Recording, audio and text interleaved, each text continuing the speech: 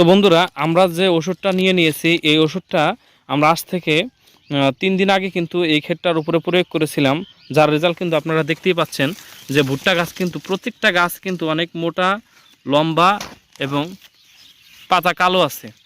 তো এই ওষুধটা যদি আপনারা দেওয়ার আধা ঘন্টা আগে পানিতে ভিজিয়ে যদি স্প্রে করেন, অবশ্যই 3 দিন পরে দেখবেন যে আপনার ভুট্টা গাছগুলা, আমাদের এই যে ভুট্টা ক্ষেত যেটা আছে এটা যেরকম কালো হয়েছে এবং মোটা মোটা হয়েছে, এরকম কিন্তু আপনাদেরও ক্ষেতগুলা এবং ভুট্টা গাছগুলো এরকম হবে। আর ভুট্টা গাছ যদি সুস্থ সবল হয়, এরকম মোটা হয় প্রত্যেকটা গাছ, তাহলে আপনারা সেখান থেকে কিন্তু আশা অনুরূপ ফল পাবেন।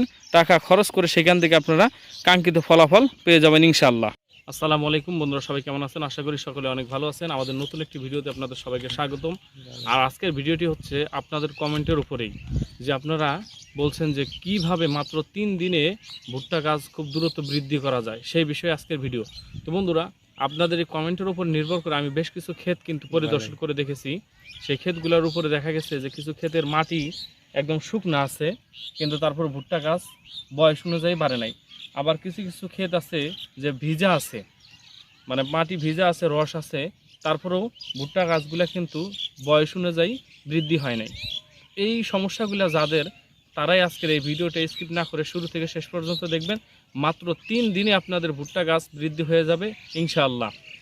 তো বন্ধুরা, আমরা যারা ভুট্টা চাষ করেছি, করার পরে প্রথম কিস্তি সার, দ্বিতীয় কিস্তি সার দিয়েছি, দেওয়ার পরেও যাদের ভুট্টা বাড়ে নাই তাদের জন্য কিন্তু আজকের ভিডিও।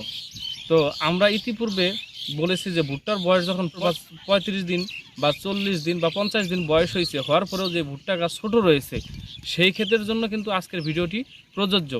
তো আপনারা যারা কমেন্ট করে জানিয়ে দিবেন যে যারা কী কেউ আছে অন্য পন্থা অবলম্বন করে, বা কেউ আমার পন্থা অবলম্বন করে ভিডিও দেখে দেখে আপনারা যারা উপকৃত হয়েছেন, অবশ্যই কমেন্ট করে জানিয়ে দিবেন। এবং কারা কিভাবে ভুট্টা গাছ দ্রুত বৃদ্ধি করেছে সেই কমেন্টগুলো আপনারা করে জানিয়ে দিবেন যে আসলে কীভাবে আপনারা ভুট্টা গাছগুলো দ্রুত বৃদ্ধি করেছেন। তো প্রথমে যে কাজটা করতে হবে আমাদের, এইগুলাকে আমরা একটা জিব্রেলিক অ্যাসিড গ্রুপের একটা স্প্রে নিয়ে নিয়েছি।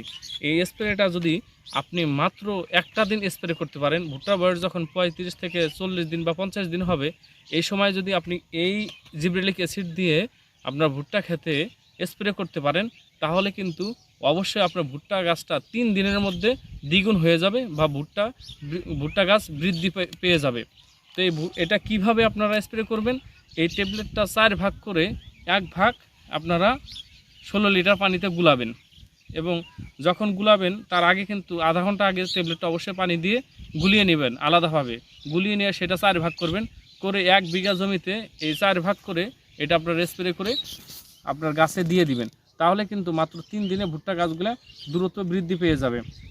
অনেকেই বলে থাকবেন যে এটা দেওয়ার পরে সার দেওয়া যাবে কিনা, এটা দেওয়ার আগে সার দেওয়া যাবে কিনা। অবশ্যই সার দেওয়া যাবে, এবং এটা দেওয়ার আগেও সার দেওয়া যাবে, এটা দেওয়ার পরেও সার দেওয়া যাবে। এইটা দিলে আপনার ভুট্টা গাছটা বৃদ্ধি পাবে, ঠিক আছে, কিন্তু গাছ মোটা এবং কালো করার জন্য আপনারা যদি বোরন, জিপ সার, তারপর হচ্ছে পটাশ, ইউরিয়া, মাটিয়া, অন্য সার প্রয়োগ করতে চান, তাহলে সেগুলো আপনারা প্রয়োগ করতে পারবেন, কোনো সমস্যা নাই। কিন্তু গাছটা হচ্ছে যখন 35 থেকে 50 দিনের মধ্যে হবে, তখন কিন্তু আপনারা এটা ব্যবহার করতে পারবেন। এবং যদি গাছগুলোকে মোটা করতে চান, তাহলে আপনারা ইউরিয়া সার সাথে ব্যবহার করবেন।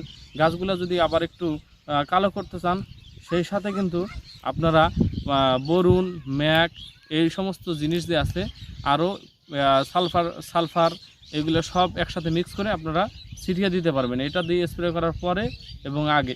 তো বন্ধুরা, অনেকে আমাকে প্রশ্ন করেছেন যে আসলে এই যে GA3 বা জিব্রেলিক অ্যাসিড দেওয়ার পরে আপনার অন্য পিজিআর ব্যবহার করা, সালফার, বোরন এগুলো ব্যবহার করা যাবে কিনা। আমি তাদের উদ্দেশ্যে বলবো যে এই শীতের মধ্যেও আপনারা পিজিআর ব্যবহার করতে পারবেন। সেটার সাথে কার্বনডাজিম, সালফার, বোরন, ম্যাক এগুলো যদি আপনারা ব্যবহার করেন, কোনো ক্ষতি হবে না, বরঞ্চ গাছের জন্য আরও ভালো হবে। গাছ কালো থাকবে এবং শীতের মধ্যেও কিন্তু গাছগুলো আপনারা যে যত বড় করতে চান সেভাবে বড় হয়ে যাবে। পিজিআর যদি আপনারা দিতে চান দিতে পারবেন, কোনো সমস্যা নাই। সালফার যদি দেন তারপর আপনারা সালফার দিতে পারবেন, কোনো সমস্যা নাই। আপনারা বোরন যদি দিতে চান বা কার্বনডাজিম যে আছে ওষুধ, এগুলো যদি আপনারা প্রয়োগ করে ভুট্টা গাছগুলোকে সুস্থ রাখতে চান বা মোটা করতে চান, তারপরেও কিন্তু কোনো সমস্যা নাই,